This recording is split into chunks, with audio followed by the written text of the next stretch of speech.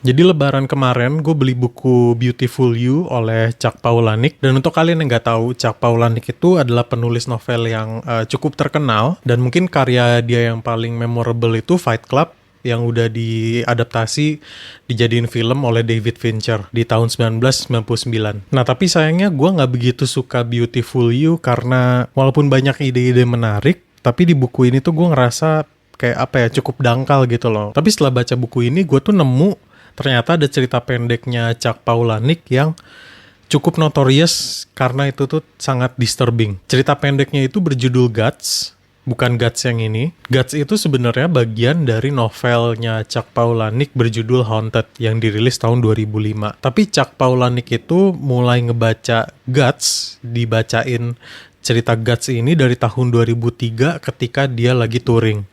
Nah di tahun 2003 dia itu keep track berapa orang yang pingsan ketika dia membacakan Guts di depan audiens. Get his head down low, lay him on the floor, and he'll wake up. Okay?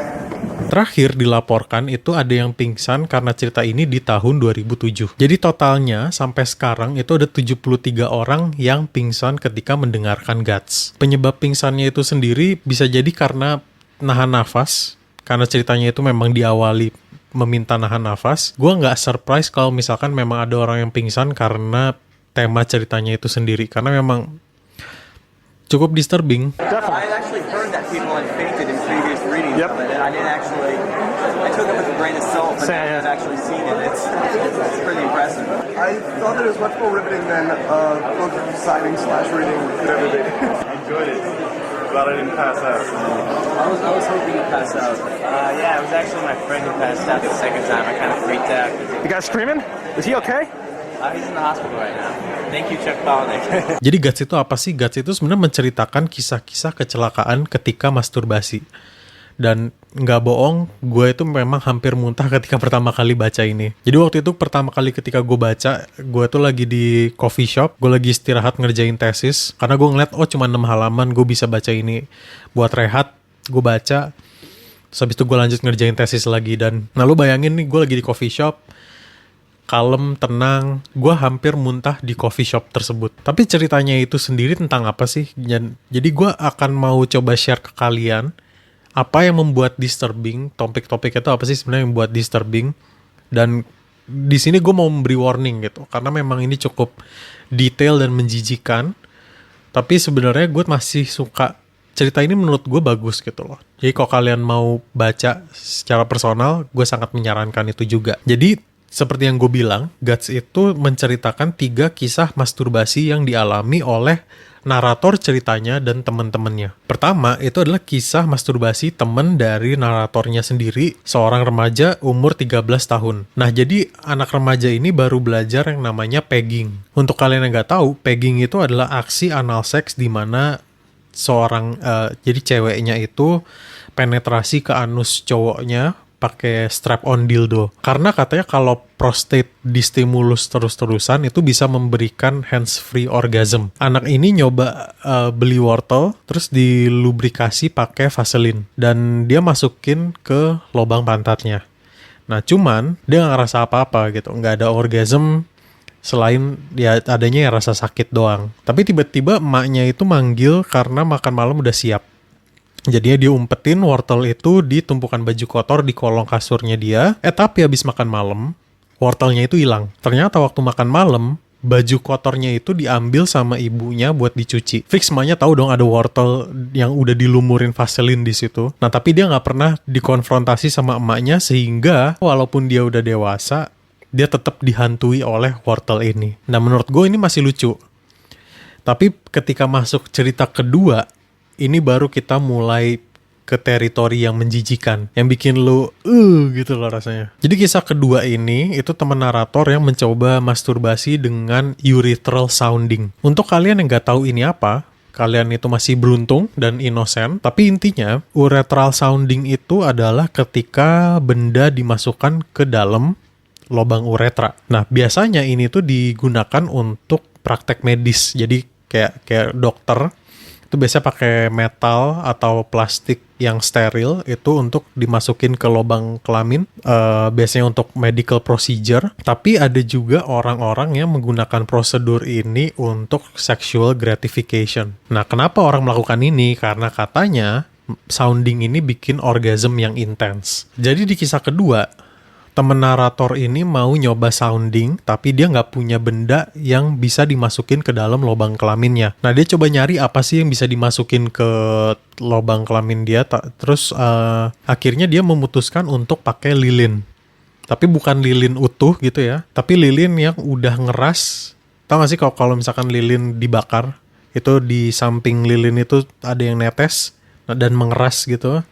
Dan itu kan bisa kita kopek gitu ya, bisa kita kopek terus kita cabut. Dia memutuskan untuk pakai itu. Terus dia akhirnya mulai melakukan cabang olahraga 5 jari dan mulai memasukkan lilin itu ke dalam lubang kelaminnya dia sembari begini. Dan ketika dia hampir klimaks, lilinnya ini keselip masuk ke dalam lubang kelaminnya, terus hilang. Bahkan dia sampai nggak bisa ngerasain lilinnya lagi di kelaminnya dia. Nah, dia kira ya udah mungkin nanti dia bisa kencingin itu secara natural. Tapi lama-lama dia ngerasa perutnya itu sakit. Terus darah itu mulai merembes keluar dari kelaminnya. Terus akhirnya dia harus dibawa ke dokter dan dicek, ternyata lilinnya itu bahkan udah masuk ke kantung kemihnya. Dan akhirnya sampai harus dioperasi. Untuk kisah ketiga dan kisah yang terakhir, itu adalah cerita dari pengalaman naratornya sendiri. Jadi naratornya sendiri itu suka masturbasi dengan teknik yang dia namakan sebagai pearl diving. Nah, pearl diving itu adalah ketika masturbasi di dalam air. Jadi makanya si narator ini suka duduk di dasar kolam, terus ngocok. Si narator ini melakukan pearl diving itu di kolam keluarganya. Lu tahu kan kalau di kolam renang itu suka ada pompanya itu. Ya, nah si narator ini itu ceritanya suka bugil terus duduk di atas pompa kolamnya ini gitu loh. Dia duduk di atas lubang pompa ini ketika dia masturbasi karena rasa sensasi ya rektumnya disedot sama pompanya gitu loh. Nah, dia sering melakukan ini sampai suatu hari ketika dia lagi pearl diving, ya sesuatu yang salah terjadi. Suatu hari ketika dia udah selesai pearl diving, udah cerot, dia mau keluar, mau narik napas ke surface, ada yang narik dia nggak bisa keluar dari kolamnya. Jadi dia nyangkut di bawah air, dan ternyata lambungnya itu udah prolapse, organ perutnya itu mulai kesedot dan keluar dari pantat dan masuk ke dalam lubang pompanya itu. Jadi narator ini akhirnya mencapai situasi dia harus berjuang untuk hidup.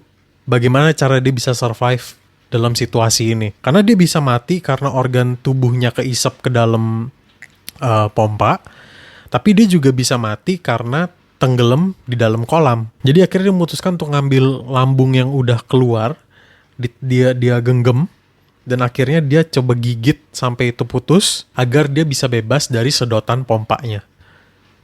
Dan itu yang dia lakukan. Setelah tragedi ini, narator itu tetap hidup dan bisa menceritakan cerita pendek ini gitu ceritanya. Sebenarnya kurang lebih itu cerita dari Guts. Cuman dalam video ini memang gue menceritakannya sangat general ya. Jadi gue ngelewatin banyak banget detail yang sebenarnya membuat cerita ini bukan cuma disturbing, tapi juga entertaining.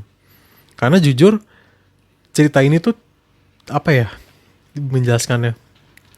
Cerita ini tuh sebenarnya lucu gitu loh. Mungkin nggak lucu secara konvensional, tapi banyak banget kayak deskripsi dan penjelasannya si Chuck Palahniuk itu yang membuat cerita ini sangat-sangat entertaining bagi gue. Dan itu juga yang gue suka dari Chuck Palahniuk. Gue suka bagaimana dia itu bisa pakai bahasa sehari-hari yang sederhana. Jadi kita itu bisa lebih mudah untuk memahami cerita yang sebenarnya cukup fucked up kayak gini gitu loh. Dan kita jadi bisa lebih mudah ngebayangin apa yang sedang terjadi. Dan itu bisa memberi efek.